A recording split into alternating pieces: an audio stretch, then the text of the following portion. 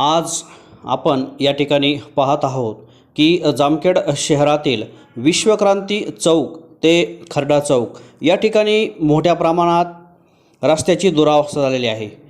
न्यायालयाने याबाबत निकाल देऊनही अद्याप या रस्त्याचे काम सुरू झालेले नाही।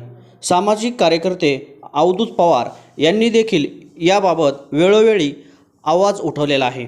याच अनुषंगाने आज आपण बीड कॉर्नर ते खर्डा चौक या ठिकाणी जो रस्ता आहे त्या ठिकाणी अतिशय गंभीर परिस्थिती निर्माण झालेली आहे। पावसामुळे या ठिकाणी मोठमोठे खड्डे पडलेले आहेत आणि पाण्यातून जाताना वाहनांना व प्रवाशांना खूप मोठी तारेवरची कसरत करावी लागत आहे।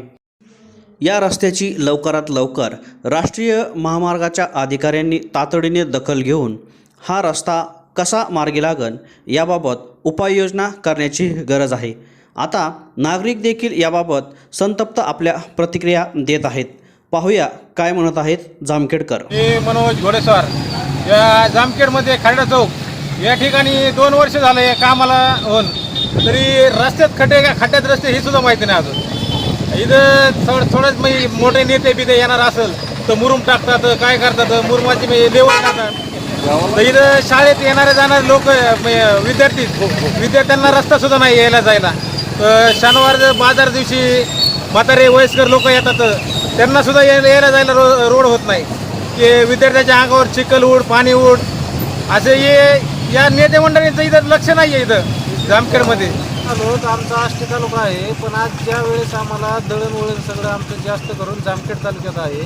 त्यानंतर आम्ही जी येतो आज बीड रोड झालं, खर्डा चौक झालं, त्याच्यानंतर विचरणा नदी जुना पूल एवढे खड्डे झाले, 1-1.5 फुटाचे खड्डे पडलेत। लोकांना चालता येईना, मोडत येत लोक, आज हातपाय मोड देतं। 3 आमदार असून ही जामखेड तालुक्याचा काय विकास आहे? ही अवस्था लय बेकार आहे, गंभीर आहे। याचं सगळ्या जनतेने व आमदार लोकांनी सगळं गांभीर्याने विचार करावा आणि याची सगळं मार्ग व्यवस्थित करावा, कारण पावसाचा सीझन चालू आहे, भरपूर खड्डे पडले आहेत। खर्डा चौकातला जो रस्ता आहे बीड कॉर्नर ते खर्डा चौक याबाबत काय वाटतं तुम्हाला? त्या रस्त्याच्या मोठमोठे खड्डे असं वाटतंय की 1 ते 1.5 फुटाचे खड्डे आहेत।